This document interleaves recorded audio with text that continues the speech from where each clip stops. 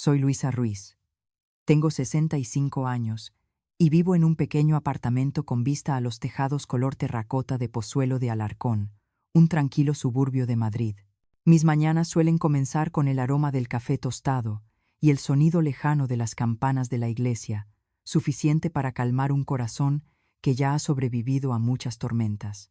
30 años atrás, cuando mi cabello aún era negro y mis manos fuertes, decidí llevar a casa a un niño huérfano. Diego tenía entonces apenas 3 años, con unos ojos marrones llenos de melancolía, como si intentaran ocultar el cielo tormentoso del accidente que le arrebató a sus padres biológicos. Firmé los papeles, le di mi apellido y prometí darle una familia de verdad, una promesa que he mantenido hasta hoy. Viví así, trabajando en la cocina de una escuela primaria, aceptando turnos extra de limpieza por las noches, ahorrando cada euro para comprarle a Diego sus primeros zapatos de fútbol, un abrigo más, cálido para el invierno, y un rincón lleno de diplomas en la pared. Hubo años en que no me permití ni un frasco de perfume. Le decía a mi vecina: mi olor a felicidad es el de la ropa limpia después de cada lavadora de mi hijo. Creía, con una fe sencilla pero firme, que el amor de madre podía remendar cualquier desgarro del mundo. Diego creció y consiguió trabajo como técnico de sonido en una empresa de eventos. En una de sus primeras presentaciones, trajo a casa a una joven de cabello oscuro y labios rojos como una granada temprana, Camila. Sonreía con dulzura, hablaba con encanto y llevaba un pequeño colgante con una cruz. «Veo que usted y Diego son muy unidos», dijo, ladeando la cabeza con voz tan dulce como la miel. «Eso es realmente admirable».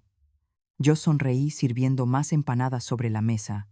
No sabía que, desde esa suavidad aparente, un hilo invisible empezaba a desgarrar lo que creí indestructible.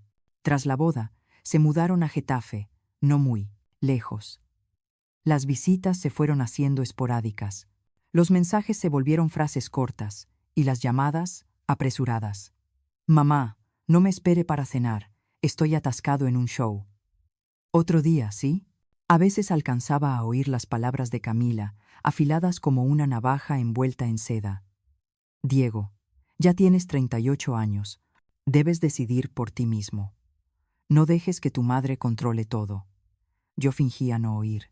Servía más té de menta y mantenía la sonrisa, como lo había hecho durante décadas de paciencia. Me repetía: «No te entristezcas. Ya entenderá». Pensé que cuando tuvieran hijos, la familia volvería a llenarse de risas. Y así fue. Nació Alma, luego Leo, 2 rayos de sol filtrándose entre las cortinas. Los abrazaba, aspirando el aroma tibio de la leche. Cada vez que salía de la casa de Diego, bajaba los escalones despacio, escuchando el suave pero claro sonido de la puerta cerrándose tras de mí, como un punto final a todos mis intentos de conversación de ese día. En mi cumpleaños número 65, el cielo de Madrid estaba despejado y el sol destellaba sobre los marcos verdes de las ventanas. Esa mañana recibí un paquete envuelto en papel craft marrón y atado con un lazo rojo delgado. El repartidor sonrió. «Señora Luisa, feliz cumpleaños». En la tapa reconocí la letra de Diego, esa caligrafía que me devolvía a los días de su infancia. «Para la mejor madre del mundo, te quiero, Diego». Mi mano se detuvo un instante. Hacía mucho que no recibía unas palabras tan llenas de cariño. Coloqué la caja sobre la mesa de madera y desaté lentamente el lazo rojo. Dentro había una caja de bombones artesanales, dispuestos en 2 hileras perfectas, trufas cubiertas de cacao, pralinés brillantes, rellenos de naranja confitada y algunas piezas con almendras crujientes. El dulce aroma inundó la cocina, mezclándose con el calor del café. En la tapa, un pequeño tarjetón con una imagen del atacalor del café. Plaza Mayor decía: «Tienes que probar cada sabor, para que sepas que siempre pienso en ti». Mi corazón se calentó de una forma casi infantil, como si alguien hubiera abierto una ventana al patio antiguo donde Diego correteaba con su balón. Me senté, toqué una de las trufas, sentí el polvo de cacao suave, como la luz del sol sobre mis dedos. Entonces pensé en Alma y Leo. Casi escuché sus risas breves, claras, traviesas. Recordé a Camila diciendo entre risas: A los niños les encantan los dulces, madre. Sonreí sola. Pues compartamos la alegría, murmuré. Un cumpleaños no debería ser solo para una persona. Volví a envolver los bombones con cuidado, até de nuevo la cinta roja y coloqué la tarjeta. Antes de salir, me miré en el espejo. Una mujer de 65 años, con el cabello canoso recogido, los labios con un leve toque rosado, y en la muñeca la pulsera de plata que me regalé tras mi primer turno nocturno cuando adopté a Diego. Vamos, Luisa, me dije suavemente. Compartir la alegría la multiplica. La carretera hacia Getafe estaba tranquila aquella tarde. Los álamos susurraban al paso del viento. Toqué el timbre. La puerta se abrió y apareció Camila, con un vestido beige elegante y un perfume sutil. Su sonrisa era hermosa, pero fría una cortesía aprendida en las recepciones de empresa. «Señora Luisa, qué sorpresa», dijo con voz sedosa. «¿Ocurre algo?» Le extendí la caja. «Hoy es mi cumpleaños. Diego me envió estos bombones tan bonitos. Pensé que a los niños les encantarían. Podríamos compartirlos». Por un instante fugaz, vi algo cruzar sus ojos, no exactamente sorpresa, sino una inquietud disimulada. Pero enseguida recuperó su compostura. «¡Qué detalle tan amable!», respondió tomando la caja con ambas manos. «A los niños seguro les encantará». «¿Puedo verlos un momento?», pregunté con tono suave. Ella miró hacia el interior y respondió, hábilmente: «Alma y Leo acaban de dormirse». «¿Por qué no otro día, madre? Haré que Diego la llame». Asentí. «Está bien. Dile a todos que les envío mis saludos», dije, mientras apoyaba la mano en el marco de la puerta, sintiendo la madera fría bajo mis dedos envejecidos. «Diles que coman despacio. Las cosas dulces hay que saborearlas con calma para sentir todo su sabor». «Claro, por supuesto», Camila sonrió, tan cortés como quien estrecha la mano en un salón lleno de gente. «Le deseo un feliz cumpleaños, señora». La puerta se cerró con tanta suavidad que solo escuché el viento colándose entre los árboles de la calle. Me quedé en el umbral un momento, dejando que mis ojos se acostumbraran a la luz inclinada de la tarde. En mis manos todavía flotaba el olor a cacao, un aroma dulce e intenso que arrastraba recuerdos y esperanzas como cintas finas de raso. En el camino de regreso a Pozuelo, abrí la ventana para dejar que el viento trajera el olor de las hojas secas. Pensé en los abrazos de Diego cuando era niño, en las cenas que pasé esperándolo, en aquel mamá que alguna vez borró todo mi cansancio. Me dije a mí misma, todo estará bien.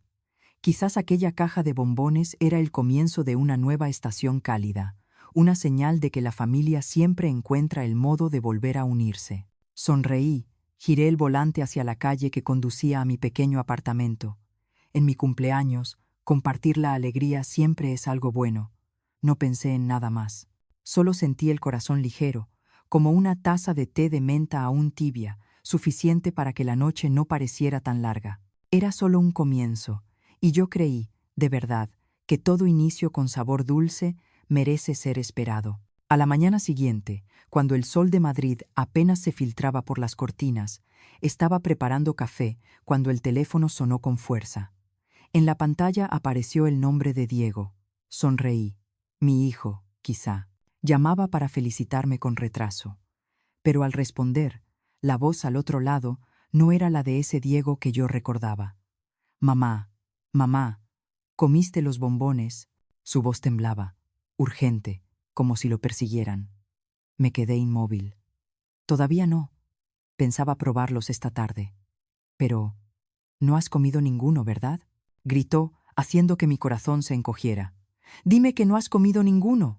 Me sobresalté, sin entender nada. «No, no he comido. Los llevé a casa de Camila y de los niños. Les encantan los dulces». Y un silencio mortal. Luego se escuchó una respiración agitada, mezclada con puro pánico. «Dios mío, ¿qué acabas de decir?», Diego gritó, la voz quebrada. «Mamá, se los diste a ellos. Camila, los niños». No alcancé a preguntar más. La llamada se cortó. La cocina se volvió un bloque de hielo. Me quedé inmóvil, la taza de café temblando entre mis manos. El vapor rozaba mi muñeca, pero yo ya no sentía el calor.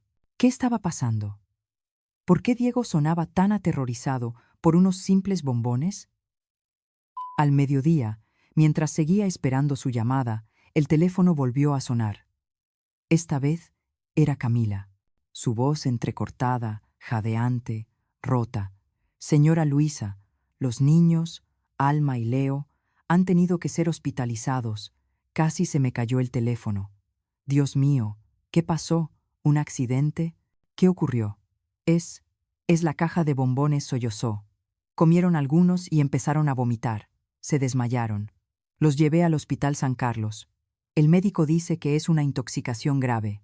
Están analizando las muestras de los bombones. Me quedé sin aliento. ¿La caja que Diego me envió? ¿Envenenada? Camila, ¿y Diego? ¿Está contigo? No. Lo llamé, pero no responde. No entiendo nada, no entiendo qué está pasando. El llanto al otro lado me rompió el pecho. Tomé el abrigo y salí corriendo a tomar un taxi hacia el hospital. El área de urgencias olía a portado, desinfectante. Vi a Camila sentada en el pasillo, con el bolso entre los brazos, el rímel corrido por las lágrimas. ¿Cómo están los niños?, pregunté. El médico dice que están fuera de peligro por ahora, pero encontraron rastros de arsénico en la sangre. ¿Arsénico?, repetí, con la mente en blanco. Asintió, con los ojos muy abiertos por el miedo. El médico me preguntó si tenía pesticidas en casa, pero no. Entonces recordé los bombones. Los enviaron a analizar. Dicen que alguien pudo haber mezclado veneno. Apreté el borde de la silla, las uñas hundiéndose en la piel. No puede ser. Diego me regaló esa caja. Mi hijo. No puede ser. Camila me miró, con la voz temblorosa. ¿Cree que pudo haberlos enviado otra persona? Quise responder. Seguro fue un error, pero las palabras no salieron. En mi cabeza solo resonaba la voz de Diego, desesperada al teléfono. No los comiste, ¿verdad? Mamá, dime que no los comiste. Una corazonada turbia se deslizó por mi pecho como una mano helada. Esa tarde me senté sola en la cafetería frente al hospital. Llovía suavemente, las gotas se deslizaban brillando sobre el cristal. Llamé a Diego una y otra vez 5, 10, luego 20 veces, pero el teléfono solo respondía con un mensaje: fuera de cobertura. Le escribí: Diego, ¿dónde estás? Los niños se han intoxicado, están en el hospital. Por favor, contesta a mamá. No hubo respuesta. Al anochecer, Camila volvió a llamar. El médico lo confirmó. Señora Luisa, en los bombones había una cantidad muy alta de arsénico. Dijo que si hubieran comido uno más, los niños no habrían sobrevivido. Me quedé rígida. ¿Arsénico?, murmuré, casi sin poder respirar. Y la voz de Camila bajó, rota por el llanto. Dijeron que la dosis estaba calculada con precisión, como si estuviera pensada para matar a un adulto, pero afectar más gravemente a un niño. La habitación empezó a girar. Me aferré a la mesa, tratando de mantener la calma. Un pensamiento horrible comenzó a formarse, lento pero certero, como una aguja atravesando la piel. Aquella caja de bombones no estaba destinada a los niños. Ya entrada la noche, cuando regresé a casa, el teléfono fijo sonó. Levanté el auricular con manos temblorosas. Mamá. Era Diego. Su voz ronca, como si hubiera llorado todo el día. ¿Los niños siguen vivos? Sí, respondí en voz baja. Gracias a Dios. Un silencio. Luego, escuché un suspiro de alivio entrecortado por un sollozo. Yo no quería. Mamá, no pensé en ellos. Balbuceó, intentando explicarse, y se detuvo. ¿Qué estás diciendo?, pregunté, con voz grave. Nada, nada. Mamá, no llames a la policía, ¿sí? Todo fue un malentendido. Un malentendido, repetí, casi en un susurro. Esta mañana me gritabas porque no había comido los bombones. ¿Y ahora dices que fue un malentendido? Diego guardó silencio. Solo se oía el viento soplando a través del auricular, su respiración pesada. No me busques, mamá dijo al fin. Haz como si nada hubiera pasado. Todo estará bien. Y la línea se cortó. Me dejé caer en la silla, con las manos temblando. Las palabras de Diego resonaban como un eco desde un pozo. No llames a la policía. Afuera, la lluvia empezó a golpear con fuerza. Cada gota sobre las tejas sonaba como el latido de mi propio corazón fuerte, apurado, doloroso. Miré alrededor. La casa donde antes resonaban las risas de Diego niño, donde pasé noches enteras velando su fiebre, ahora se sentía extraña, vacía. Quería creer que mi hijo no podía hacer algo así, pero en el fondo sabía que todo encajaba. Su voz aterrada esa mañana, el miedo en los ojos de Camila, los resultados del análisis. La verdad estaba ahí, desnuda y cruel. Esa noche no dormí. Me senté junto a la ventana, la luz amarilla reflejándose en mis ojos como dos pequeñas llamas, y susurré una frase que jamás pensé pronunciar. Tal vez, mi hijo quiso matarme. En ese instante comprendí que mi vida ya no volvería a ser la misma. Se abría un capítulo oscuro, y yo, Luisa, tendría que descubrir la verdadera razón antes de que algo peor ocurriera. 3 días después, Diego aún no había aparecido en el hospital. Camila y yo nos turnábamos para cuidar a los niños, escuchando cada noche el pitido constante de los monitores, como un reloj que contaba los segundos del miedo. Cuando Alma despertó, murmuró un débil «abuelita» antes de volver a dormirse. Apreté su pequeña mano, y las lágrimas empaparon mi manga. En ese momento juré que, pasara lo que pasara, descubriría la verdad. A la mañana siguiente, cuando el médico confirmó que los niños estaban fuera de peligro, salí al porche a respirar aire frío. Sobre la mesa de espera había un periódico doblado. Un pequeño titular en la esquina inferior me hizo detener el corazón. Un hombre hallado tras chocar su coche cerca de Toledo, sospechoso de huir tras recibir una orden de comparecencia de la policía económica. A un lado, una foto borrosa mostraba un coche plateado idéntico al de Diego. Supe enseguida cuál era el único lugar donde podría esconderse: la vieja casa de Segovia de mi hermana Beatriz. Durante años, ese fue su refugio cada vez que tenía problemas, y Beatriz siempre lo defendía sin importar qué hubiera hecho. Me puse el abrigo, tomé el primer autobús de la mañana y partí, con el corazón latiendo como si fuera a romperse. La casa apareció entre la niebla de la madrugada, con el tejado cubierto de musgo y los marcos de madera que yo misma había pintado años atrás. Al golpear la puerta, escuché pasos apresurados que luego se detuvieron. La puerta se entreabrió. Beatriz me miró con el rostro cansado y una voz tan baja que parecía temer que los vecinos la oyeran. «Luisa, no deberías haber venido. Necesito verlo», respondí, con la voz ronca tras varias noches sin dormir. «Diego está confundido. Dale tiempo». «No necesito tiempo, Beatriz. Necesito la verdad».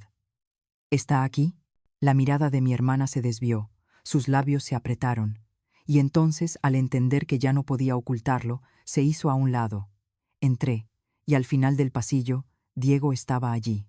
Estaba más delgado, con la barba descuidada, las ojeras oscuras como carbón, pero lo que me heló la sangre no fue su aspecto demacrado, sino el vacío en sus ojos, ni un rastro de remordimiento, ni una chispa del hijo que alguna vez conocí.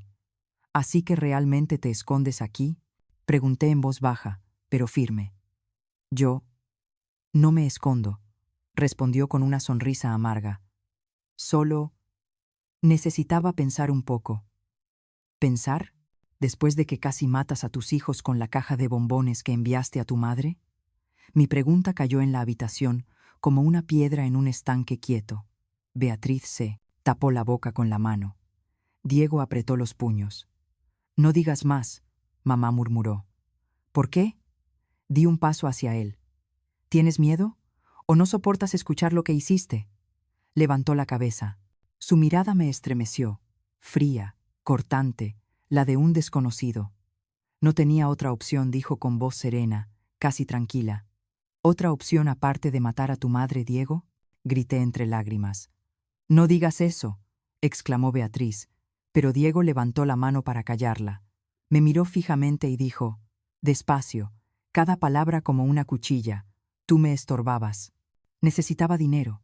Tú has ahorrado toda tu vida, y yo no tengo nada. Vives sola en ese piso. Guardas todo, el dinero, la casa, las propiedades, mientras yo estoy acorralado. Retrocedí, sintiendo que el suelo se abría bajo mis pies. ¿Dices que yo te estorbaba? Sí. Siempre guardando, siempre temiendo perder, nunca confiando en mí. Sabías que tenía deudas, que me reclamaban, y aún así no hiciste nada. Yo necesitaba ese dinero ahora, no cuando estuvieras muerta. Negué con la cabeza. Las lágrimas cayeron sobre mi abrigo. Diego, no te debo esta vida. Todo lo que tienes es porque tú quisiste. Me interrumpió, la voz elevada, los ojos ardiendo de ira.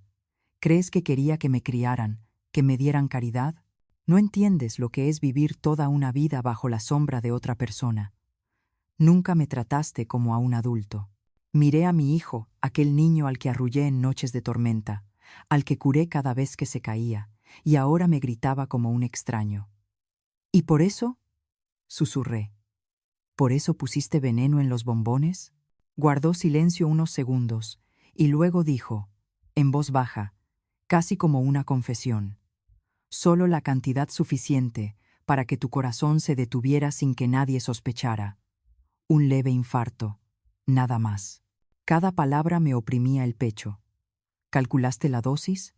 Lo leí, lo estudié. En pequeñas cantidades. El arsénico haría pensar a los médicos que era una intoxicación alimentaria. Nadie investigaría más, dijo con voz plana, helada. Si no hubieras llevado los bombones a los niños, todo habría terminado ya.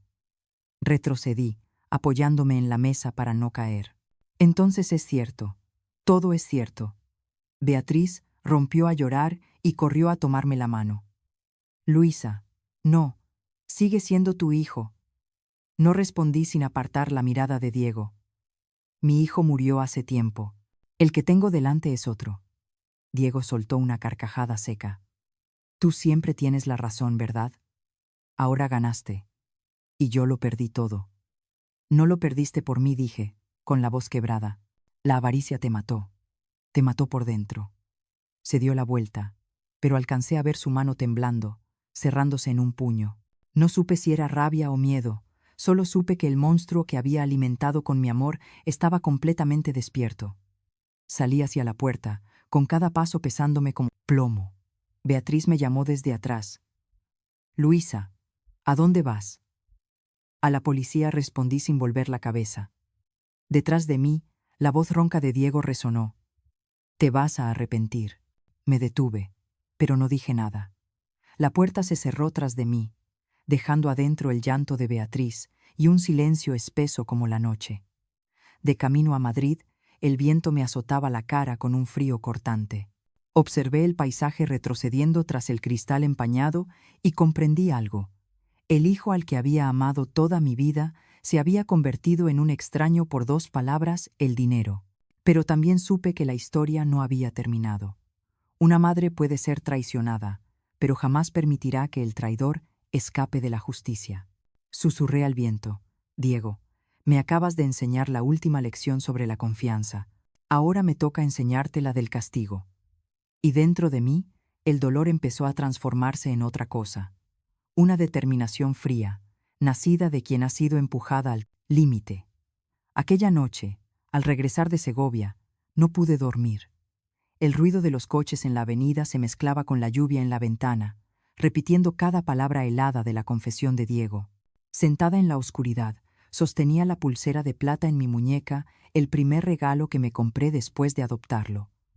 Alguna vez creí que el amor podía redimirlo todo, pero esa noche comprendí. El amor no puede salvar a quien ya vendió su alma a la codicia. A la mañana siguiente fui al hospital a ver a Camila.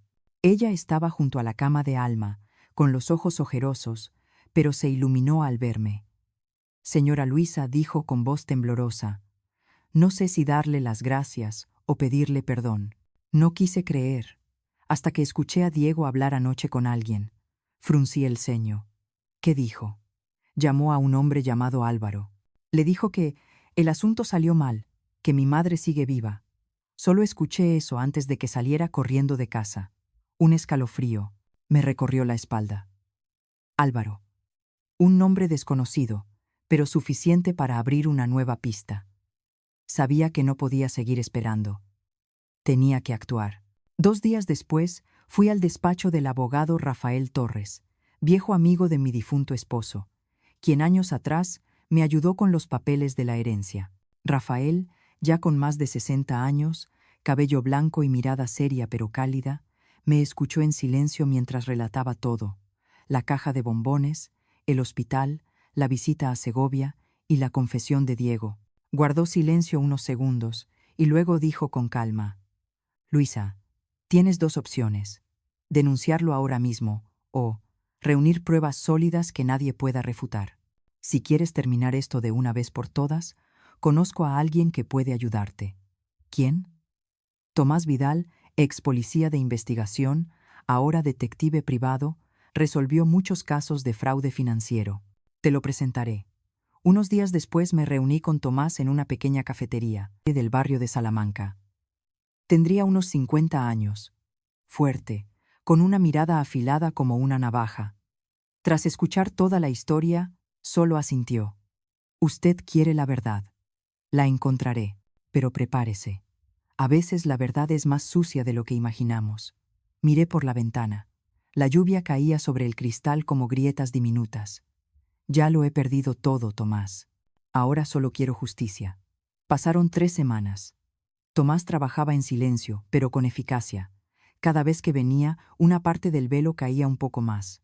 Señora Luisa, dijo en nuestro tercer encuentro, dejando sobre la mesa un fajo de fotos. Esto es Diego en un casino de Valencia, hace 2 meses. Y aquí continuó.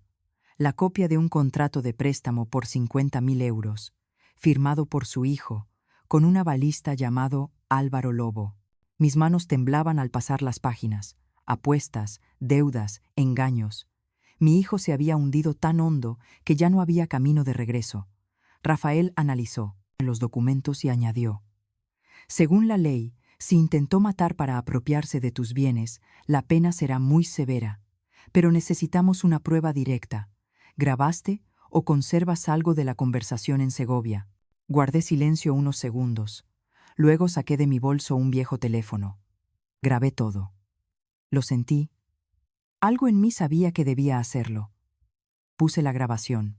La voz de Diego sonó, grave, helada. No tenía otra opción.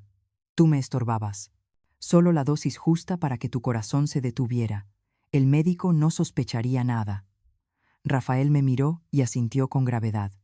Esto es la prueba de oro. Me quedé allí, escuchando de nuevo aquella voz, con las lágrimas cayendo sin sentir su calor. El amor de madre, que alguna vez fue todo para mí, ahora no era más que una herida imposible de cerrar. Unas semanas después, Rafael me ayudó a abrir una nueva cuenta fiduciaria, separando todos mis bienes del nombre de Diego, y también solicitó la retención provisional de la parte de la herencia que él tenía derecho a recibir. Además, me presentó un apartamento en el barrio de Chamberí, en una planta alta, con grandes ventanales que dominaban toda la ciudad. Firmé el contrato de alquiler, y el día que me mudé, sentí que una nueva vida comenzaba. Contraté a una empleada de limpieza, cambié las cortinas, coloqué flores frescas cada mañana. Luego me miré al espejo. El cabello corto, plateado, los ojos apagados de quien ha soportado demasiado. Me miré fijamente y murmuré: no, desde hoy ya no soy una víctima. Al día siguiente fui a la peluquería. Cuando la estilista me preguntó de qué color quería teñirme el cabello, respondí: color castaño, como cuando era joven. Ella sonrió. Se verá como toda una dama. Sonreí también. No necesitaba parecer una dama, solo quería parecer una mujer que Diego jamás reconocería. Una tarde, Tomás llegó con los resultados finales. Diego está siendo perseguido por sus acreedores. Ese tal Álvaro Lobo es el líder de una red de juego ilegal. Lo obligaron a firmar préstamos falsos e incluso lo engañaron para robar dinero de la empresa donde trabajaba. No solo quiso matarla por dinero, sino también por miedo a que descubrieran su malversación. ¿La policía lo sabe?, pregunté. Ahora sí. Rafael ya presentó la denuncia. Pero prepárese. Intentarán contraatacar. Miré hacia el balcón. El viento de Madrid traía el olor de una lluvia lejana. Ya no tengo miedo. Ellos creen que soy una anciana débil, pero ahora verán quién soy en realidad. Esa noche abrí una vieja caja de madera y saqué la foto de Diego y yo en el Parque del Retiro, cuando tenía 10 años. La guardé en un cajón, lo cerré y escribí en mi cuaderno. Desde hoy, Luisa vuelve a empezar. Sin lágrimas. Sin perdones ciegos. Solo justicia. A la luz cálida del escritorio, tomé el teléfono y llamé a Rafael. Empecemos la siguiente fase. Estoy lista. Él preguntó suavemente. Luisa, ¿qué es lo que más desea ahora? Respondí con una calma que me sorprendió. Quiero que vea a la madre que despreciaba, convertida en la mujer que hará que el mundo entero conozca su culpa. Colgué, mirando la ciudad iluminada en la noche. Entre esas luces, una mujer de 65 años acababa de reconstruirse. Ya no era la víctima, ya no era la madre traicionada. Era Luisa, la mujer que se había convertido en la tormenta de la justicia. 2 meses después, Madrid floreció en primavera. La ciudad resplandecía, pero dentro de mí se tejía un plan frío, calculado al detalle. Tras semanas de recopilar pruebas, trabajando con el abogado Rafael y el detective Tomás, estaba lista para salir de las sombras. Aquella noche Rafael me llamó. Luisa, hay una gran exposición en el Museo Reina Sofía. Oí que Diego también irá. Está intentando aparentar que todo va bien, volviendo a relacionarse con inversores. Sonreí apenas. Perfecto. Quiero ver hasta qué punto todo va bien.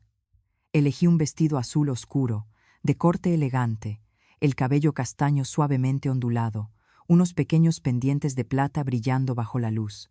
Al mirarme al espejo, vi a otra mujer, firme, serena, y ya no una víctima. En el vestíbulo de la exposición, el sonido del violonchelo flotaba entre los cuadros abstractos. Caminé despacio entre la multitud de trajes y vestidos de gala, y entonces, a lo lejos, lo vi. Diego reía, conversando con un grupo de empresarios, una copa de vino tinto en la mano. Pero cuando nuestras miradas se cruzaron, su sonrisa se desvaneció al instante. Se quedó inmóvil, el rostro pálido. En sus ojos apareció, por primera vez, el verdadero miedo. Me acerqué, con voz tranquila. Hola, Diego. ¿Cuánto tiempo sin verte? Mamá, balbuceó. Estás muy diferente. Sonreí con calma. Sí, he aprendido que la gente solo te respeta cuando dejas de tener miedo. Los presentes comenzaron a mirarnos con curiosidad. Diego intentó mantener la compostura y murmuró. ¿Podemos hablar afuera? Asentí.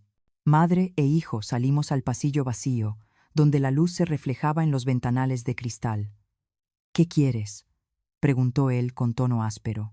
No quiero nada, respondí, usando deliberadamente yo en lugar de mamá.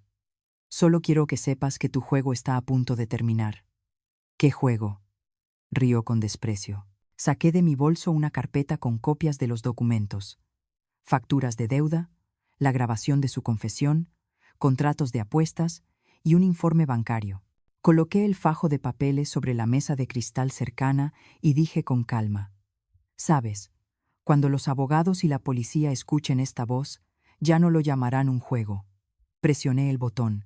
La voz de Diego salió del grabador. Solo la dosis suficiente para que el corazón de mi madre se detenga. El médico no sospechará nada. Su rostro palideció. ¿Qué vas a hacer? No voy a hacer nada. Ya lo hice. La denuncia fue presentada esta mañana. Retrocedió un paso, con los ojos desorbitados. ¿Estás loca? ¿Quieres que me metan en la cárcel? Soy tu hijo. Lo miré directamente a los ojos. No. Mi hijo murió hace mucho. Lo que queda es un hombre egoísta, mentiroso, capaz de envenenar a quien lo crió. Y no dejaré que destruya otra vida más. Gritó, pero me di la vuelta y me marché, dejando que su mirada aterrada se perdiera bajo la luz amarilla. A la mañana siguiente, el tribunal admitió formalmente la denuncia. Los cargos: intento de homicidio, fraude financiero y estafa familiar. Rafael se encargó de todos los trámites legales. El detective Tomás entregó a la policía los archivos adicionales, la grabación, las facturas del hospital y la declaración del médico que confirmaba la presencia de arsénico en el cuerpo de mis nietos. Pero lo que más me sorprendió fue Camila. Llegó a verme, el rostro más delgado, pero con los ojos firmes y claros. He presentado la demanda de divorcio, dijo con voz decidida, y testificaré. La observé en silencio. Aquella mujer que durante años me había causado tanto dolor, ya no mostraba orgullo ni defensas, sino la fuerza de una madre dispuesta a proteger a sus hijos. Gracias, le dije, no solo por los niños, sino por ti misma. Camila me tomó la mano. Tenía razón, señora Luisa. Él ya no es el hombre que amé. Solo quiero que esto termine. Asentí despacio. Terminará, pero no con lágrimas, sino con justicia. Una semana después, Rafael me avisó. Luisa, los acreedores se han presentado en la casa de Diego. Quieren embargarla. Pero creo que deberías adelantarte. Lo entendí al instante. Esa casa aún figuraba a nombre de Diego y Camila, el hogar donde vivían mis nietos. Si la embargaban, lo perderían todo. A la mañana siguiente fui al banco y transferí 40.000 euros para saldar toda la deuda de Diego. Al firmar los documentos, el director del banco levantó la vista y preguntó: ¿Está segura, señora Luisa? No lo hago por él, respondí. Lo hago por los niños inocentes. Rafael completó el proceso de transferencia, registrando toda la propiedad a nombre de Camila, y me entregó el certificado de titularidad. Cuando le pasé el documento, Camila rompió a llorar. «Has salvado nuestras vidas», negué con la cabeza. «No, hija, tú te salvaste sola. Yo solo abrí el camino». Esa noche recibí una llamada. La voz de Diego, ronca y llena de rabia, resonó al otro lado. «Me lo quitaste todo. No tenías derecho». Sonreí con calma. «Te equivocas. Todo lo que hice hoy fue devolver lo que corresponde a quien lo merece. Ya no te queda nada, Diego. Ni dinero, ni casa, ni honor. Te arrepentirás», gritó, como un animal acorralado. «Quizás», respondí suavemente, «pero al menos todavía tengo mi alma, algo que tú perdiste hace mucho». Y colgué. Una semana después, los medios comenzaron a publicar la noticia. El empresario Diego Ruiz, investigado por malversación, deudas de juego y tentativa de homicidio. Leí el titular sin que me temblaran las manos. No sentí alegría ni venganza, solo una profunda paz interior. Aquella noche, cuando Alma y Leo correteaban por la sala nueva, sus risas sonaban como una melodía primaveral. Camila me miró y esbozó una sonrisa de alivio. Me senté junto a la ventana, serví una taza de té y me dije a mí misma: a veces la venganza no necesita cuchillos ni palabras mordaces. Basta con que la verdad salga a la luz y el mal se hunda por sí mismo en las consecuencias que creó. Allá afuera, Madrid brillaba como si nunca hubiera conocido la oscuridad. Y en esa luz, yo, Luisa, finalmente me mantuve erguida, libre, fuerte y lista para el acto final de esta batalla. Pocas semanas después de presentar mi denuncia, todo el mundo de Diego comenzó a desmoronarse, no porque yo tocara sus cimientos, sino porque estaban construidos sobre arena. La empresa donde trabajaba leyó la noticia en El Mundo sobre el intento de homicidio. El director lo llamó y le dio un papel de apenas 4 líneas. En virtud del Código de Conducta Profesional, su contrato queda terminado de forma inmediata. Diego arrojó la nota al suelo y vociferó en la oficina, pero nadie le devolvió la mirada. La gente evitaba sus ojos, lo esquivaban como si fuera contagioso. ¿Quién confiaría en quien envenenó a su propia madre? 3 días después, lo echaron del piso alquilado en Lavapiés por impago. El casero contó que cada noche oía golpes en la mesa, botellas rompiéndose y gritos. «Todo es culpa de esa mujer. Ella me ha destruido». Leí ese informe que Tomás me envió sin sentir júbilo ni placer. Hay castigos que no imponen los tribunales. La propia verdad a veces es suficiente y cruel. Entonces, un viernes por la mañana, las redes sociales estallaron. Tomás me mandó un enlace y dijo: «Debería ver esto, Luisa. Se está autodestruyendo». Abrí el enlace. En la pantalla, Diego hacía un directo desde una habitación húmeda y desvencijada, con una luz amarilla triste y la pintura desconchada. Sus ojos estaban inyectados en sangre, el pelo pegado por el sudor. «Mi madre inventó todo», gritó a la cámara. «Ella quiere destruirme porque yo descubrí sus secretos. No hay bombones envenenados, solo fue un accidente». Los comentarios se deslizaron sin pausa. Si fue un accidente, ¿por qué existe la grabación de su voz? Todo asesino clama inocencia. Este hombre necesita un psiquiatra. Diego perdió el control, golpeó la mesa, bebió de una botella hasta el fondo y rió como un loco. Solo quería que mi madre muriera en paz. Ha vivido demasiado. Esas palabras me aplastaron el corazón. Ya no sentía ira, solo un frío vacío. Los comentarios explotaron como tormenta. Escúchenlo. Confesión en directo. Métanlo en la cárcel ya. En pocas horas, el directo se viralizó por toda España. A la mañana siguiente, los periódicos titulaban: «Diego Ruiz, el hombre que envenenó a su madre, confiesa en Internet». Esa misma tarde, la policía tocó la puerta de la pensión. No hicieron falta órdenes. El vídeo era la prueba perfecta. Cuando le pusieron las esposas, Diego gritó: «Ella está loca. Todos están engañados por ella». La noticia de su detención se propagó con rapidez. Recibí decenas de peticiones de entrevistas que rechacé todas.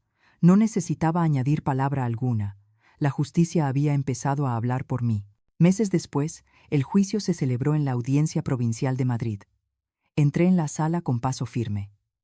Frente a mí, Diego permanecía encorvado, demacrado, con la mirada vacía. La fiscalía expuso: «El acusado, Diego Ruiz, está imputado por 3 delitos.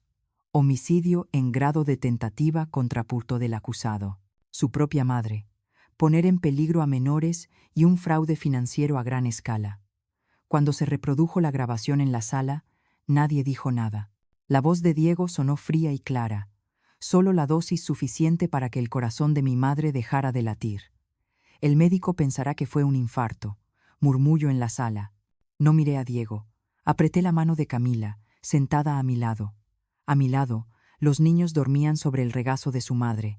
No merecían oír nada de aquello. El abogado de él trató de defenderle, diciendo que Diego sufría trastorno psicológico, presión financiera y pérdida de control. Pero la fiscal respondió con contundencia. El acusado investigó el veneno, calculó la dosis y eligió ocultarlo en bombones. Eso no es una acción impulsiva por un episodio, es un plan deliberado. Llegó mi turno para declarar. Toda la sala quedó en un silencio absoluto.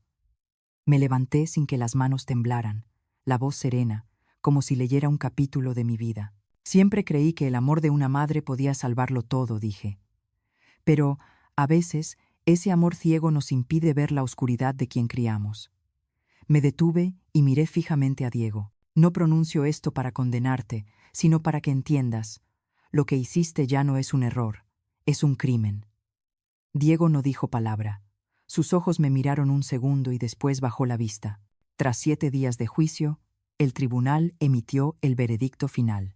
La sala contuvo la respiración mientras el juez leía: «Se condena al acusado Diego Ruiz a 12 años de prisión, sin posibilidad de indulto durante los primeros 8 años. Además, se concede la custodia exclusiva de los menores a la señora Camila García, y se privan al acusado de toda patria potestad y de derechos de visita sobre los menores Alma Ruiz y Leo Ruiz». Al oír la sentencia, cerré los ojos. No hubo lágrimas ni suspiros, solo una calma profunda. A continuación, pusieron las esposas a Diego y atravesó las filas antes de ser conducido. Al pasar junto a mí, alzó la mirada, húmeda y fatigada. «Mamá, sigues siendo mi madre», dijo. Lo miré largo rato. «Puede ser», respondí en voz baja, «pero enterraste a tu madre el día que intentaste matarla». La policía se lo llevó. La puerta de hierro se cerró con un golpe frío. Aquella noche, me quedé junto a la ventana de mi piso en Chamberí, contemplando el Madrid iluminado. El viento traía risas de Alma y Leo desde la habitación contigua.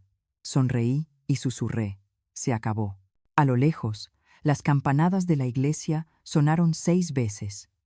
Supe que la justicia había triunfado, aunque en mi pecho quedaba un vacío donde antes vivía el amor maternal. Serví una copa pequeña de vino y la alcé frente a la ventana.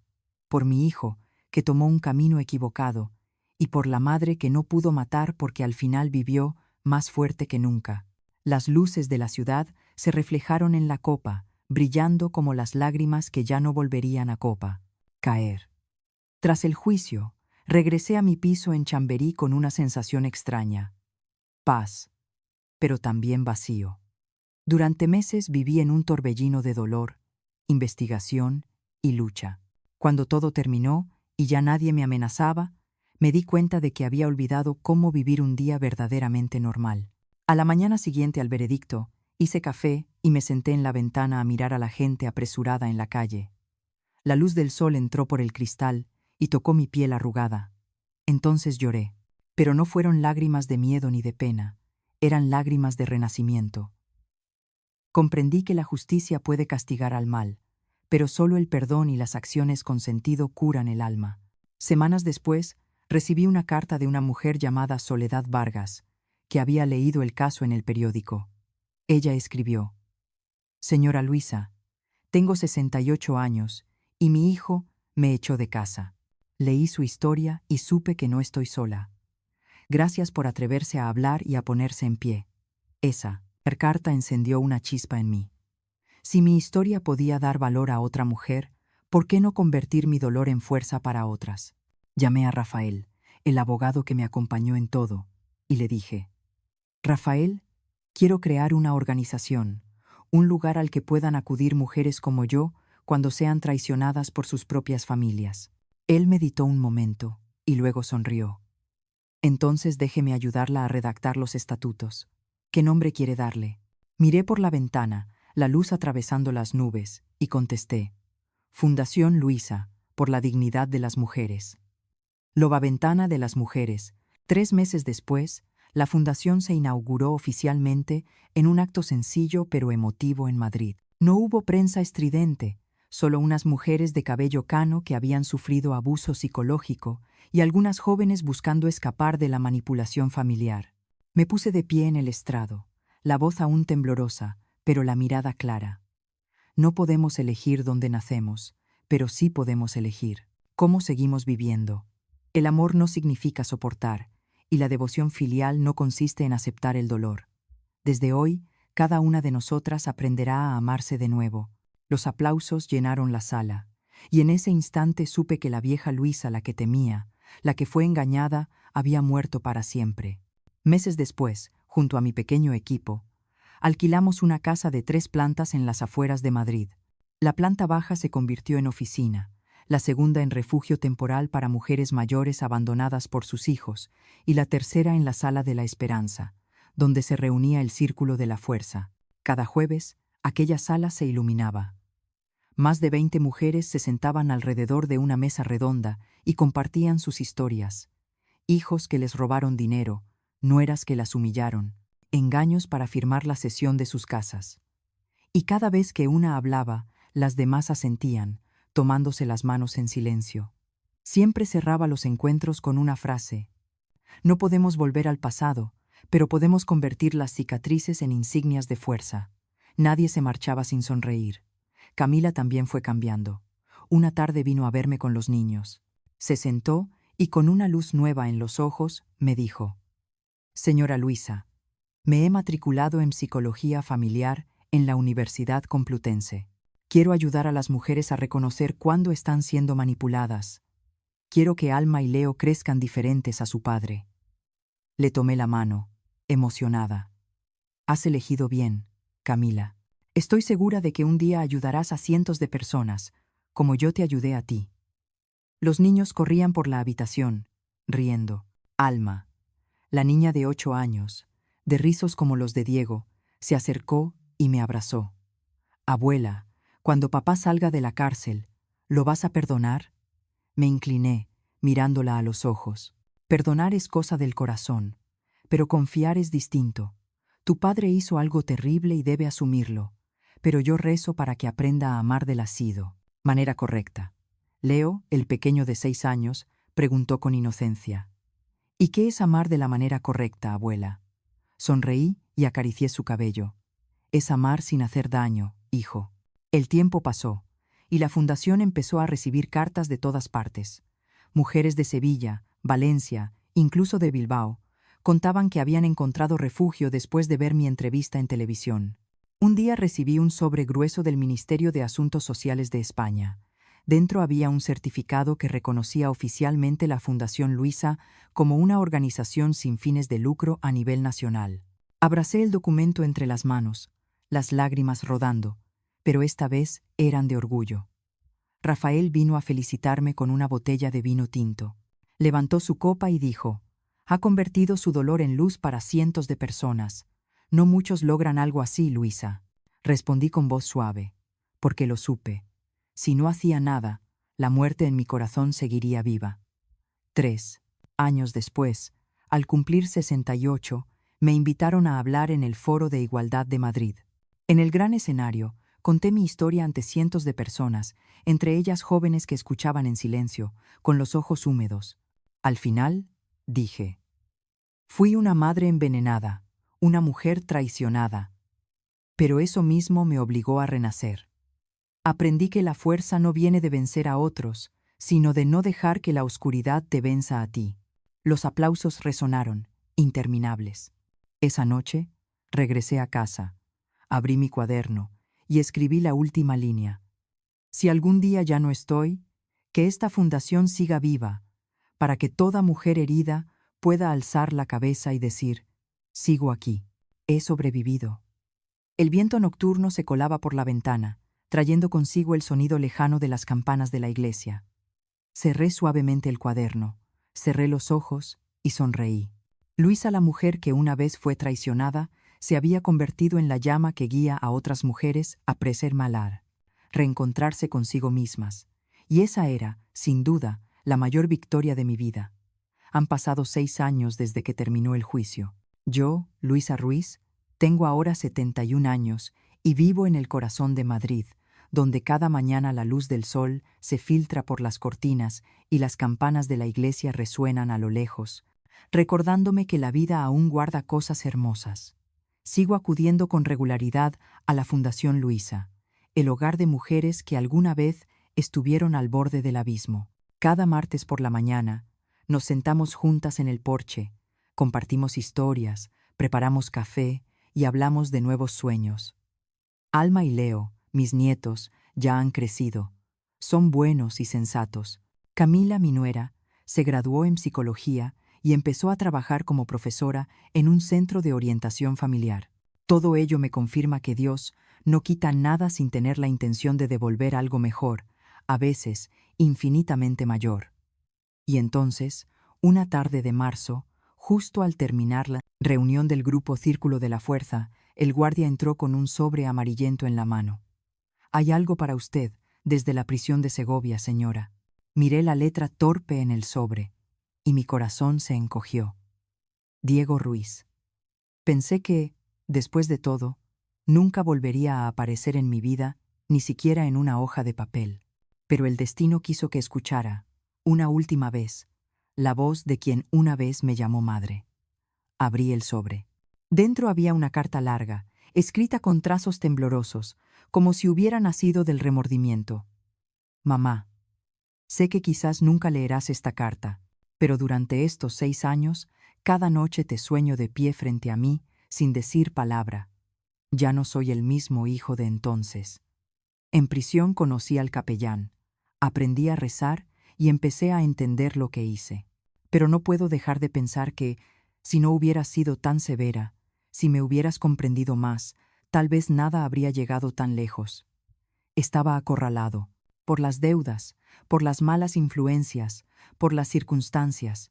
No busco justificarme, pero quiero que sepas que no soy el monstruo que crees. Solo quiero una oportunidad para hablar, para pedirte perdón. Ven a verme, por favor. Tu hijo, Diego». Doblé la carta y permanecí en silencio mucho tiempo. Afuera, Madrid se hundía en la luz dorada del atardecer. Esa claridad suave lo cubría todo, como un polvo de tiempo que acariciaba el pasado. En aquellas líneas no encontré arrepentimiento, solo miedo y la vieja costumbre de culpar a los demás. Incluso en su perdón, seguía intentando presentarse como víctima. Recordé las palabras de una psicóloga con la que colaboré en la fundación. El manipulador nunca se disculpa de verdad. Solo teme perder el poder que tenía sobre ti. Respiré hondo y sentí mi corazón firme. No era odio, era superación. Ya no necesitaba su arrepentimiento para sanar. Tomé una hoja en blanco, me senté y escribí con letra clara y decidida. Diego, he leído tu carta y entiendo que sigues siendo el mismo hombre de hace 6 años. Alguien que busca a su alrededor a quien culpar por sus propios actos. No necesito verte para sanar. Ya he encontrado la paz, el propósito y la alegría sin ti en mi vida. Espero sinceramente que de verdad busques a Dios, no por miedo, sino para aprender a ser responsable de tu propia alma. Ya no soy la madre que perdona sin condiciones. Soy Luisa Ruiz, la mujer que aprendió a amarse después de que su propio hijo intentara matarla. Te deseo el perdón, pero no el mío, sino el de aquel a quien olvidaste cuando elegiste el camino del pecado. Adiós. Luisa. Dejé la pluma sobre la mesa, sin temblar, sin lágrimas. Aquella carta no estaba escrita con rencor, sino con la serenidad de quien ha salido del infierno. Firmé con una sola palabra: Luisa, ya no madre. Porque aquel, a quien una vez llamé hijo, había muerto hacía mucho tiempo en mi corazón. Esa noche, Alma y Leo vinieron a casa. Me ayudaron a regar las flores y luego, junto a Camila, prepararon la cena. Entre la música suave, Leo preguntó: Abuela, ¿te pones triste porque papá está en la cárcel?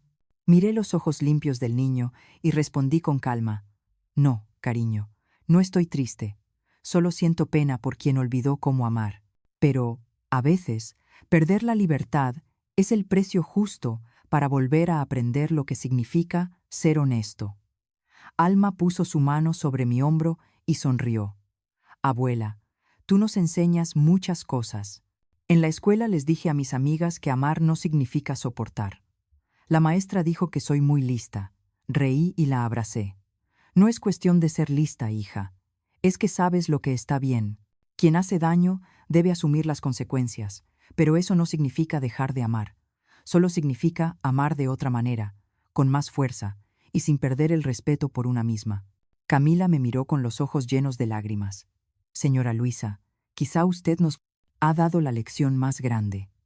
Cuando cayó la noche, salí al balcón a contemplar la ciudad iluminada. En mis manos sostenía el sobre con la carta recién escrita. Mañana la enviaría no para abrir una herida, sino para cerrarla por completo. Alcé la vista al cielo estrellado y susurré: Perdonar no es debilidad, es fe, y el verdadero amor comienza cuando una mujer aprende a proteger su propia dignidad. Una brisa suave trajo consigo el aroma del jazmín. Sonreí una sonrisa libre de sombras, llena solo de la luz de la paz y la libertad. Mi historia no terminó con venganza, sino con renacimiento. Yo, Luisa Ruiz, finalmente encontré aquello que busqué toda mi vida. No el amor de los demás, sino el amor por mí misma. La historia de Luisa Ruiz es una obra de ficción inspirada en hechos reales. Todos los nombres y lugares han sido modificados para proteger la privacidad. Pero el dolor de una madre traicionada por su propio hijo es algo muy real, y nadie debería sufrirlo. En la vida, a veces nos encontramos ante dos caminos: callar para conservar la paz o hablar para defender la dignidad. ¿Qué elegirías tú, si quien te rompe el corazón es tu propia familia?